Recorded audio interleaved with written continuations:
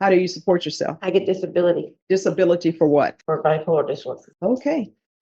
When you drug tested today, what are the results going to be? And you're going to get drug tested today. It's going to be marijuana and alcohol. So marijuana, alcohol, potentially cocaine. Yeah, because it was around the house. No. Why is cocaine around your house? Like we were moving. Like it's not my. Okay, I'm sorry. It's not my. No. Why is cocaine around your house? I just thought that people said that it comes out of people's pores, and if you touch something, then you get it too. That's why I heard on. So have you been touching people?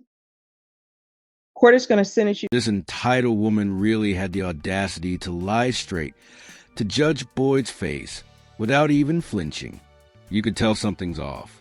She looks high, maybe even drunk, too. And she's standing here acting like none of this is her fault.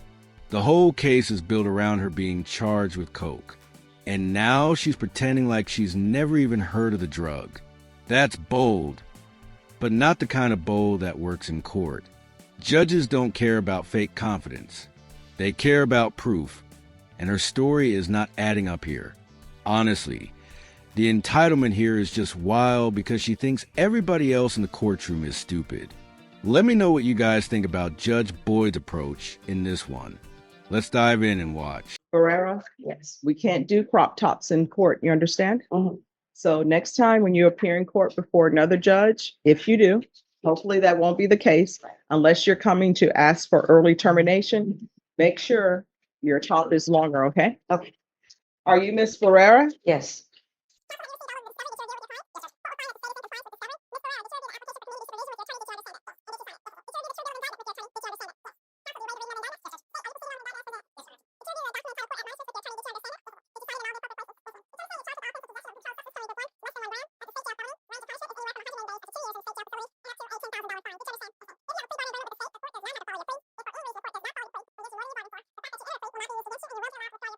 Did you review the plea bargain page with your attorney? Did you understand it? Yes. According to the plea, punishment is to be assessed at 2 years in the state jail facility, correct? Correct, Your Honor.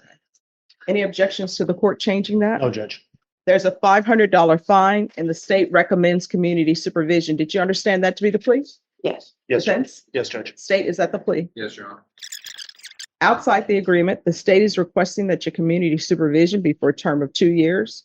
There'll be a TAP evaluation, 80 hours of community service restitution, and the DOEP course. Did you understand those were recommendations from the state and the court does not have to follow those recommendations? Yes. Then to the offenses charge, how do you plead? Guilty, not guilty, or no contest? Guilty. State any evidence. Contained in Exhibit 1 and attachments, Your Honor. No objection. All right, after reviewing states exhibits 1 and attachments, the court will find there's sufficient evidence to find you guilty, and the court will find you guilty. Are you proceeding with sentencing? Yes, Judge. Anything you wish to say on behalf of your client? Judge, my client really wants to get this behind her, and she hopes that the court follows the agreement we have with the state. All right. Do you have any children? Yes. What are their ages? I have 4 children. 3 of them don't live at home, but one's 12. It's turning 13 and 26. All right, and who does 12-year-old live with? With me and my husband. Since when? Since birth. All right, so what are you doing with cocaine on you? I have no memory how any of that transpired. I hadn't been in any kind of trouble. I went to go meet up with a friend and I had one drink. I remember having 2 or 3 sips out of it and I don't remember anything else.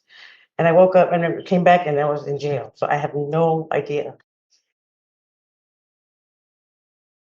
All right, so have you ever used cocaine before? When I was 20 or 19, something like this one time. All right, I'm sorry. that's okay. So here's the thing. You're going to be drug tested today. Okay. And what are the results going to be? And here's the thing. Just be honest with me. I'm inclined to grant your application. I'm trying to figure out what services you need so you won't end up doing 2 years at the state jail facility, potentially. Mhm. So when you're drug tested today, what are the results going to be? And you're going to get drug tested today. It's going to be marijuana and alcohol. And I don't think it was a coke, but my So marijuana, alcohol, potentially cocaine. yeah, because it was around the house. And that's why my husband, we're moving. So we're moving to get away from the people that have the No. Why is cocaine around your house? Because we are moving. Like it's not my. Okay, I'm sorry. It's not my. No. Why is cocaine around your house? Apartment. Judge, I think she was saying she's moving and the people that she lives with have the cocaine. That's why they're moving. So, but why would she be positive for cocaine unless she's on the manufacturing line, potentially? I don't understand why she would test positive for cocaine. I just thought that the people said that it comes out of people's pores, and if you touch something, then you get it too. That's what I heard on. So have you been touching people? I'm just like, we live in the same place. I was just thinking it meant, Are you trying to say that you might have a contact? high yeah, or something that something could have been around it. That's all. All right, so it is 10:16 a.m. Mhm. Why would you be positive for alcohol? It's morning time. So I drank yesterday. All right. And then the marijuana? Why would you be positive for marijuana? Because I lasted in your system for like 3 weeks, right? 3 months or something. I don't So you have a 12-year-old and you're using marijuana. You're around people who have alcohol, who have cocaine just laying around an apartment. I don't understand why you have a 12-year-old living in that situation. That's why we're moving. Mhm. I mean, like, I'm disabled. I want to get a disability check. So like, and then he got a better job. So now we are able to get our own place away from all this other stuff so that we don't have to deal with it anymore. Okay. At the end of the day, honestly, and I will tell you, your attorney has done child protective services cases. I don't understand why child protective services is not involved in your life when you're at Circle K and the officer is called out because they say you're causing a disturbance at Circle K and you had a previous criminal trespass there. And that officer tells you, you know what? Let me know where you need a ride. I'll give you a ride to that location so there won't be any problems. And you said, nope, I'm not taking a ride with you. And so he's getting ready to leave and you go right back to Circle K causing issues. And this is not the first time you had a criminal trespass with the Circle K. Actually, it is. But I know. No, it's not, Well, according to the report. This is just flat out embarrassing to watch right now. I mean, she's over 40 years old and still running around Circle K's causing scenes because she can't stay sober. That's not just reckless. It's dangerous and it shows zero self-control. The saddest part for me is that the 12-year-old kid is caught in the middle of this mess, having to live with the fallout every single day. I also wouldn't be surprised if that kid gets bullied too, because everybody in town could see how she acts. But now she's standing in front of a judge trying to sell some story about coke, just magically being around her and how it absorbed through her pores. Come on. Even middle schoolers know that's not how drugs work. Judges hear lies like this constantly, but when they're this obvious, it just destroys whatever little credibility she had left. What she doesn't get is once your credibility is gone in court, every word out of your mouth after that is just useless. And Judge Boyd's face here basically says it all. She's not buying any of this at this point. She's not just hurting her case. She's digging a hole so deep she'll never climb out. Watching her argue this nonsense almost feels like watching someone self-destruct in real time. It's harsh, but that's exactly how it looks. All right. I don't know why Child Protective Services is not involved in her life. Child Protective Services should be involved in her life because marijuana, alcohol, cocaine, 12-year-old around marijuana, alcohol, cocaine does not mix.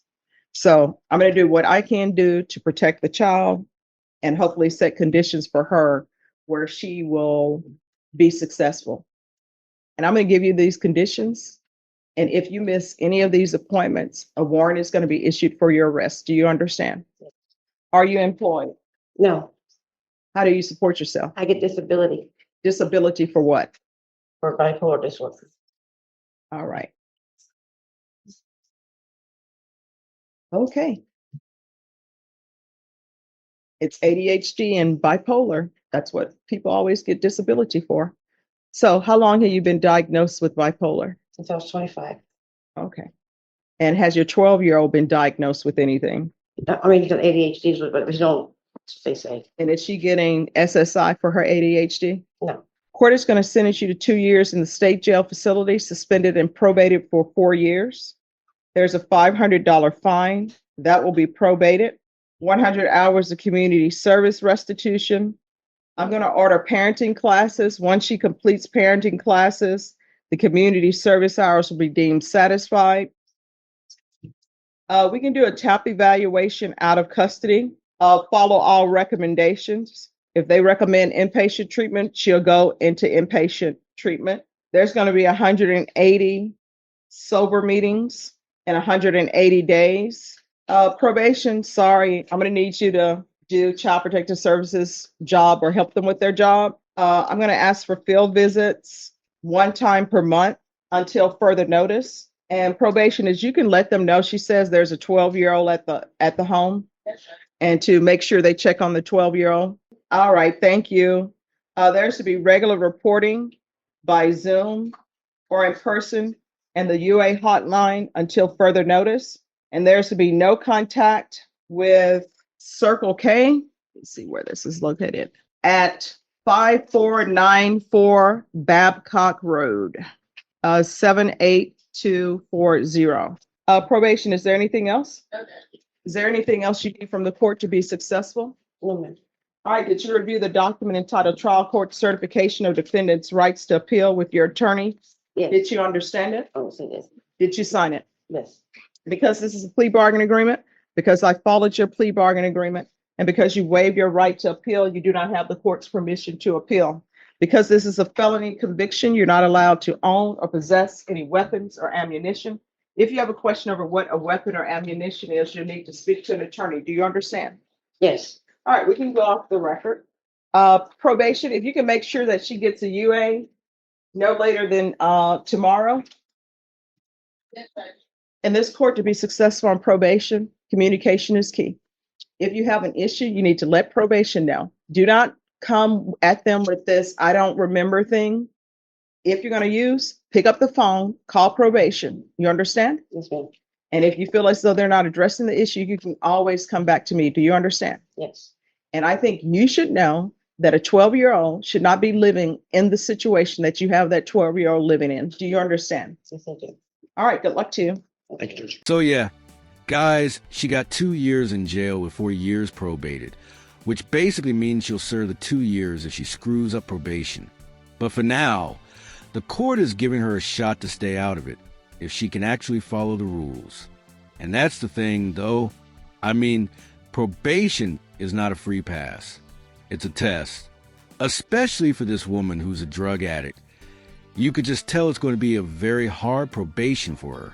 You fail a drug test, you skip meetings or rack up new charges, and you go right back in to finish that time.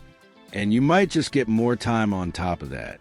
In all honesty, I really just don't see her making it through without slipping up, because nothing about her attitude shows real change here. And that's pretty brutal when you think about our kid who's the one living with the consequences of all this. The system does try to keep people out of jail when it can, but when you keep playing games like this, it's only a matter of time before you get locked up. What stood out to me was how obvious it was that she was high or drunk during this hearing, and yet she thought nobody else would notice. Courts see right through that, especially Judge Boyd. I mean, she gets some crazy people in her court. Let me know what you guys think in the comments. Do you think she should have been locked up instantly, or is it right to give her a second chance? Thanks for watching, guys.